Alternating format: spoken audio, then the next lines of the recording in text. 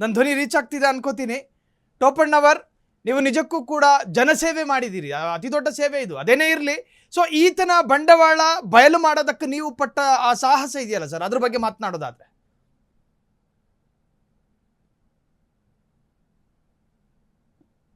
Hello sir, ಮುಂದುವರಿಸಿ, ತಮ್ಮ ಧ್ವನಿ ಕೇಳಿಸ್ತಾ ಇದೆ, ಮುಂದುವರಿಸಿ. ಯಾ ಸರ್, ತಮ್ಮ ಪ್ರಶ್ನೆ ಏನೋ ಕೇಳಬಹುದು ಸರ್. ನಾನು ಕೇಳಿಸಿಲ್ಲ ತಾವು ಮಾತಾಡಿದ್ದು ಸರ್. ಈ ಹೋರಾಟ ಇದೆಯಲ್ಲ, ಈ ಹೋರಾಟದ ಬಗ್ಗೆ ಮಾತನಾಡೋದಾದ್ರೆ ಸಾಕಷ್ಟು ಇದಾವೆ. ಸೊ ನೀವೊಂದು ಅಪ್ಪಟ ಜನಸೇವೆ ಮಾಡಿದ್ದೀರಿ, ಈ ಬಗ್ಗೆ ಹೇಳೋದಾದ್ರೆ ಮಾಡಬಹುದು.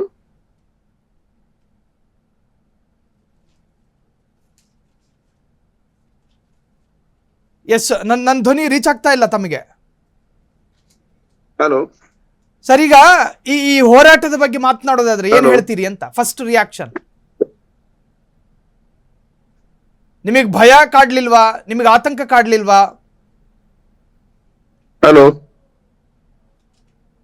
ಎಸ್, ಟೆಕ್ನಿಕಲ್ ಇಶ್ಯೂಸ್, ನಾನು ಎಗೈನ್ ಪ್ರಯತ್ನ ಪಡ್ತೀನಿ. ಸೊ ಟೋಪಣ್ಣವರ್, ರಾಜ್ಕುಮಾರ್ ಟೋಪಣ್ಣವರ್ ಅವರು ಈ ಪ್ರಕರಣವನ್ನ ಭೇದಿಸಿದ್ದೇ ರಣರೋಚಕ. ಪೊಲೀಸ್ ಅಧಿಕಾರಿ ಮಾಡಬೇಕಾದ ಕರ್ತವ್ಯ ಇದು. ಆದರೆ ಜನಸಾಮಾನ್ಯನು ಈ ತರಹದ ವಂಚಕರ ಬಣ್ಣವನ್ನ ಬಯಲು ಮಾಡೋದಕ್ಕೆ ಹಿಂದೆ ಮುಂದೆ ನೋಡಲೇಬೇಡಿ. ಕಾನೂನಲ್ಲಿ ನಿಮಗೂ ಅವಕಾಶ ಇದೆ. ಯಾರಾದರೂ ವಂಚನೆ ಮಾಡ್ತಾ ಇದ್ರೆ, ಯಾರಾದರೂ ದಗ ಮಾಡ್ತಿದ್ರೆ, ಯಾರಾದರೂ ಏನಾದರೂ ಬಡವರನ್ನ ಬಡ ವಿರೋಧಿ ಕೃತ್ಯಗಳನ್ನು ಮಾಡ್ತಾ ಇದ್ರೆ ಜನಸಾಮಾನ್ಯರು ಕೂಡ ಎಚ್ಚರಗೊಂಡು ಅದರ ಬಗ್ಗೆ ಸಂಬಂಧಪಟ್ಟಂತ ಇಲಾಖೆಗೆ ಮಾಹಿತಿಯನ್ನು ಕೊಡ್ಬೋದು. ಅದರಲ್ಲಿ ಯಾವ ಅಪರಾಧ ಭಾವವೂ ನಿಮ್ಮನ್ನು ಕಾಡೋದು ಬೇಡ, ಅದು ಅಪರಾಧವೂ ಅಲ್ಲ. ಸೊ ರಾಜ್ಕುಮಾರ್ ಟೋಪಣ್ಣವರ್ ಈ ತರಹ ಅಕ್ರಮವಾಗಿ ಏನವನು ವಂಚನೆ ಮಾಡ್ತಾ ಇದ್ದ, ಆತನ ಬಣ್ಣವನ್ನು ಬಯಲು ಮಾಡಿದ್ರು. ಆಫ್ಟರ್ ಆಲ್ ನಾವು ಹೋರಾಟಗಾರರನ್ನ ಕೆಲವೊಮ್ಮೆ ಹೆಚ್ಚಿತ್ತು ಅಂತ ಕರಿತೇವೆ. ಎಸ್, ಈಗ ಮತ್ತೆ ಸಂಪರ್ಕದಲ್ಲಿ ಟೋಪಣ್ಣವರೇ, ಈ ಸಾಹಸದ ಬಗ್ಗೆ, ಅದರಲ್ಲೂ ಕೂಡ ಈ ವ್ಯಕ್ತಿಯ ಬಂಡವಾಳ ಬಯಲು ಮಾಡಿದ್ರ ಬಗ್ಗೆ ಮಾತನಾಡೋದಾದ್ರೆ.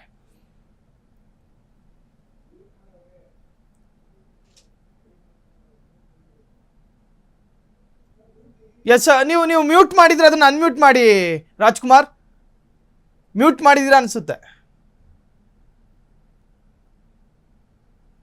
ಎಸ್, ಸಾಕಷ್ಟು ಮಾತನಾಡೋದಿದೆ. ಒಟ್ಟಾರೆ ಟೋಪಣ್ಣವರ್ ಈ ಪ್ರಕರಣವನ್ನು ಭೇದಿಸಿದ ಒಬ್ಬ ಜನಸಾಮಾನ್ಯನಾಗಿ, ಒಬ್ಬ ಸಾಮಾಜಿಕ ಹೋರಾಟಗಾರನಾಗಿ, ನಿಜಕ್ಕೂ ಕೂಡ ಜನರ ರಕ್ತವನ್ನು ಹೀರ್ತಾ ಇದ್ದ ವಂಚಕ ಆತ. ಜನರ ರಕ್ತವನ್ನು ಹೀರ್ತಾ ಇದ್ದ, ನಾನಾ ತರಹದ ಕಲರ್ ಕಾಗೆಗಳನ್ನು ಹಾರಿಸ್ತಾ ಇದ್ದ, ಅವರನ್ನು ನಂಬಿಸ್ತಾ ಇದ್ದ. ನೀವು ಶೇರ್ ಹಾಕಿ ಅಥವಾ ನೀವು ಹಣ ಹೂಡಿಕೆ ಮಾಡಿ, ನಿಮಗೆ ಡಬಲ್ ಆಗುತ್ತೆ, ತ್ರಿಬಲ್ ಆಗುತ್ತೆ. ಪ್ರತಿನಿತ್ಯ ನೂರಾರು ಜನರ ಜೊತೆ ಹಣವನ್ನು ಆತ ಕಲೆಕ್ಟ್ ಮಾಡ್ತಾ ಇದ್ದ. ಆತ ಎಂದಿಗೂ ಕೂಡ ಜನರ ಏಳಿಗೆಗಾಗಿ ಕೆಲಸ ಮಾಡಿರಲಿಲ್ಲ. ನೋಡಿ, ಈ ಪ್ರಕರಣ ಅದನ್ನು ತೋರಿಸುತ್ತೆ ನಮಗೆ. ಆತ ಜನರ ಏಳಿಗೆಗಾಗಿ ಕೆಲಸ ಮಾಡಿರಲಿಲ್ಲ. ಜನರಿಗೆ ನಿಜಕ್ಕೂ ಪ್ರಾಮಾಣಿಕವಾಗಿಯೂ ದುಡ್ಡು ಹೆಚ್ಚು ಮಾಡಿ ಕೊಡೋದಕ್ಕೂ ಕೂಡ ಆತನ ಉದ್ದೇಶ ಇರಲಿಲ್ಲ. ಆತನಿಗಿದ್ದಿಷ್ಟು ಸಿಂಪಲ್: ಹಣ ಮಾಡಬೇಕು, ಬೆವರಿಳಿಯದೆ ದುಡ್ಡು ಬರ್ತಾ ಇದೆ, ನನ್ನ ಮಾತುಗಳನ್ನು ನಂಬುತ್ತಾ ಇದ್ದಾರೆ, ನನ್ನ ಬಾಡಿ ಲ್ಯಾಂಗ್ವೇಜನ್ನು ಅವರು ಇಷ್ಟಪಡ್ತಾ ಇದ್ದಾರೆ, ಹಾಗಾಗಿ ನಾನು ಏನು ಹೇಳಿದ್ರು ಅದು ವೇದವಾಕ್ಯವಾದೀತು ಅಂಥೇಳಿ ಈತ ನಂಬಿದ್ದ, ಬ್ಲೈಂಡ್ ಆಗಿ ನಂಬಿದ್ದ. ಆದರೆ ಹೆಚ್ಚು ದಿನ ಉಳಿಲಿಲ್ಲ ಈತನ ಮೇಕಪ್ಪು. ಮಳೆ ಬಂತು, ಕಳಚಿ ಬಿತ್ತು ಮೇಕಪ್ಪು. ಆ ಮೇಕಪ್ಪನ್ನು ಕಳಚಿದು ಬೇರೆ ಯಾರಾಗಿರಲಿಲ್ಲ, ಒಬ್ಬ ಸಾಮಾಜಿಕ ಹೋರಾಟಗಾರ ರಾಜ್ಕುಮಾರ್ ಟೋಪಣ್ಣವರ ಅನ್ನೋ ಸರ್ವೇ ಸಾಧಾರಣ ವ್ಯಕ್ತಿ. ನಿಜಕ್ಕೂ ಕೂಡ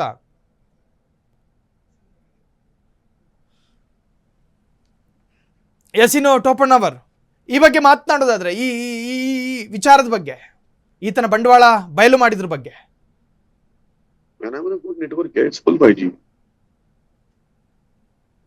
hello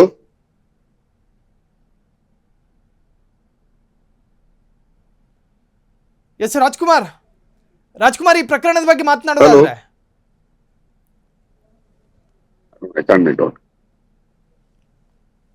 Should I talk or should I? What is it? Yeah. So ಸಂಪರ್ಕ ಸಾಧ್ಯ ಆಗ್ತಾ ಇಲ್ಲ.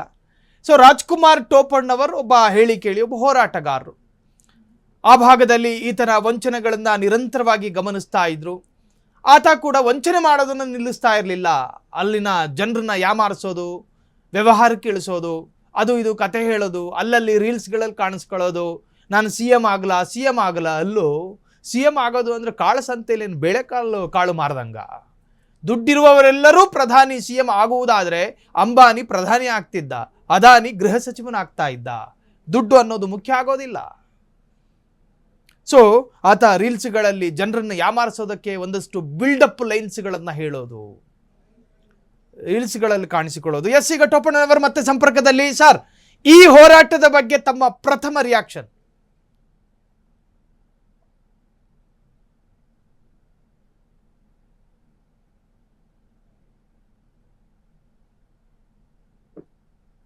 S, sorry to say this, ಸಂಪರ್ಕ ಸಾಧ್ಯ ಆಗ್ತಾ ಇಲ್ಲ. Yes, sir, am I audible? Thank you. Please continue. Hello. Please ಮುಂದುವರಿಸಿ ಸರ್, ಮಾತನಾಡಿ.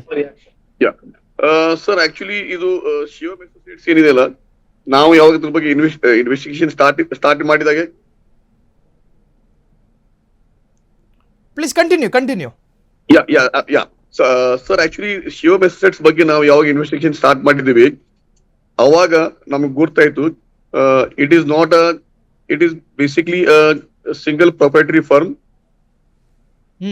ಸಿಂಗಲ್ ಪ್ರೊಪ್ರೈಟರಿ ಫರ್ಮ್ ಇದೆ. ಆಮೇಲೆ ಇದು ರಿಜಿಸ್ಟರ್ಡ್ ಫರ್ಮ್ ಅಲ್ಲ. ಆಮೇಲೆ ಇದಕ್ಕೆ ಯಾವುದೇ to collect deposits from general public you should be a non banking financial corporation, NBFC.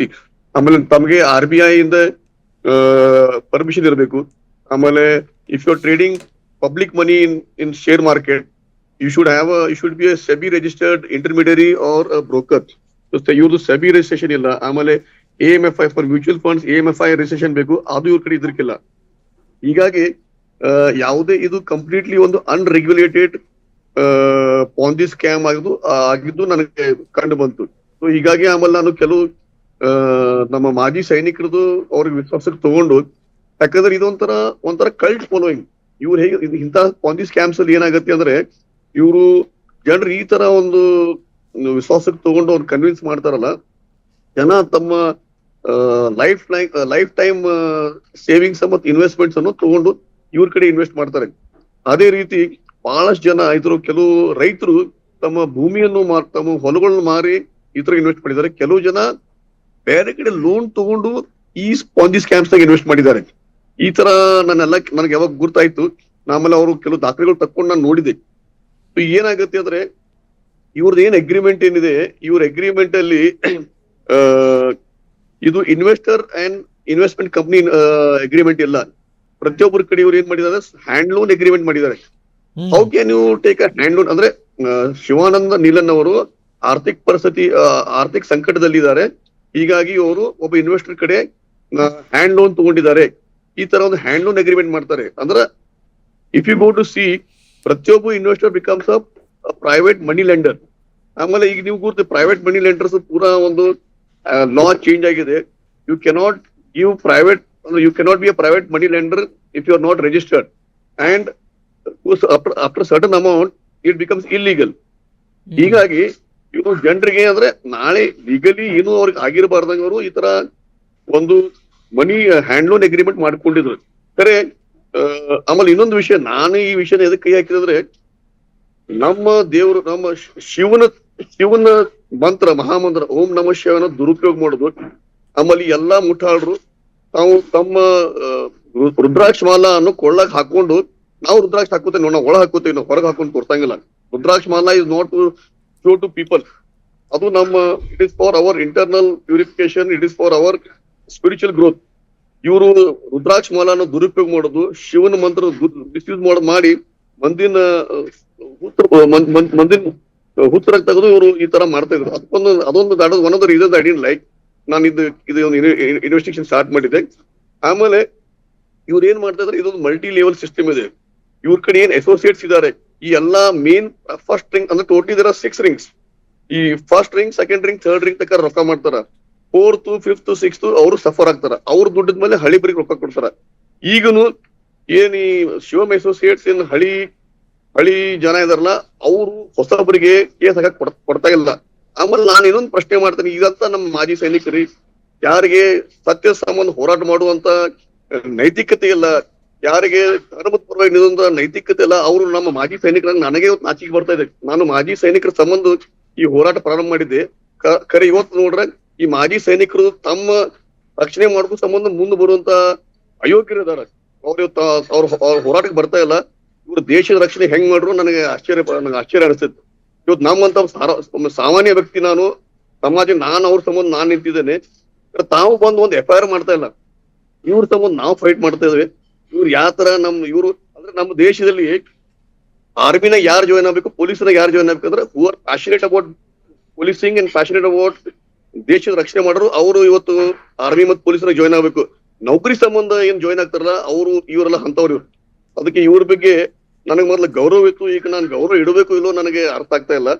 Anyways, ಇವತ್ತು ನಾನು ಇನ್ನೊಂದು ನಿಮ್ಗೆ ಹೇಳಕ್ ಇಷ್ಟಪಡ್ತೀನಿ ಅಂದ್ರೆ, ಶಿವಮ್ ಅಸೋಸಿಯೇಟ್ಸ್ ಬರೀ ಒಂದ್ ಕಂಪನಿ ಇವತ್ತು ನಾನು ಎಕ್ಸ್ಪೋಸ್ ಮಾಡಿದ್ದೇನೆ.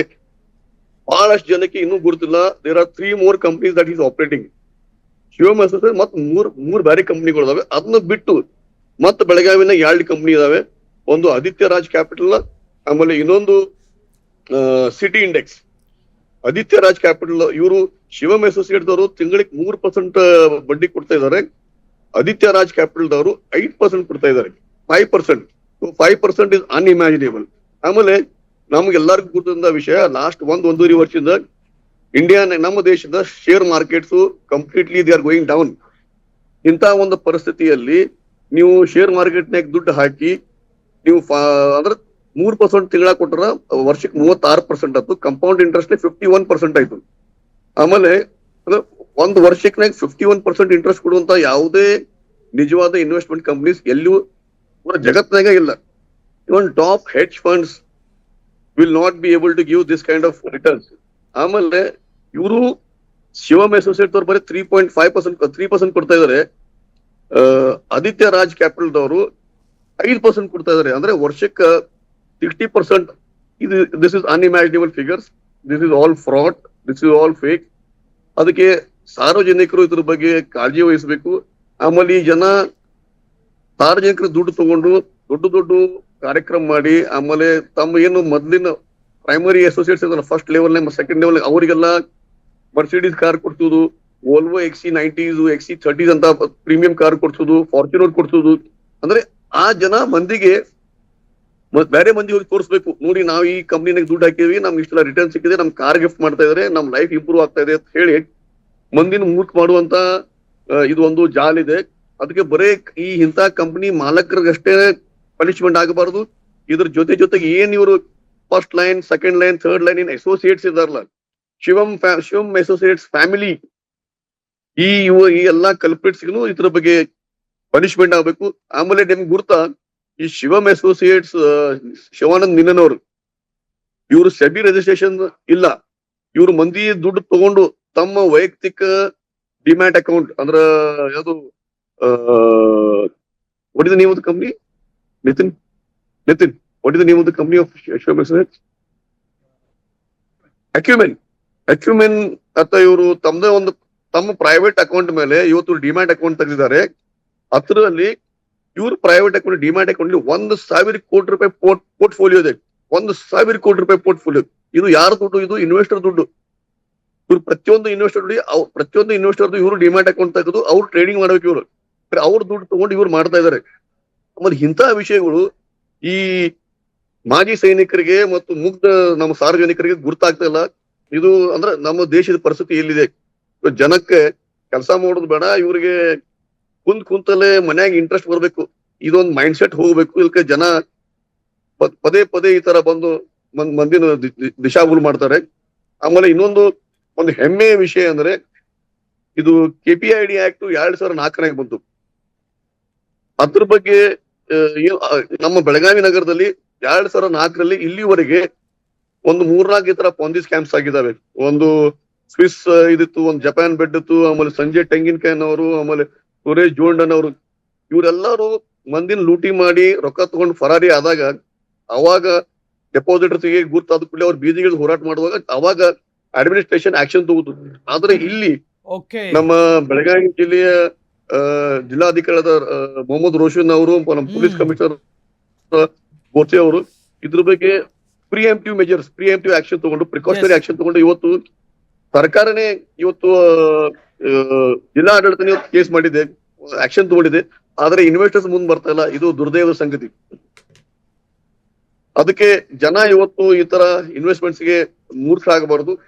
ಜನ ಅವಾಗ ಎಚ್ಚರಗೊಂಡು ತಮ್ಮ ಇನ್ವೆಸ್ಟ್ಮೆಂಟ್ಸ್ ಪ್ಲಾನ್ ಮಾಡಬೇಕು. They should take professional advice.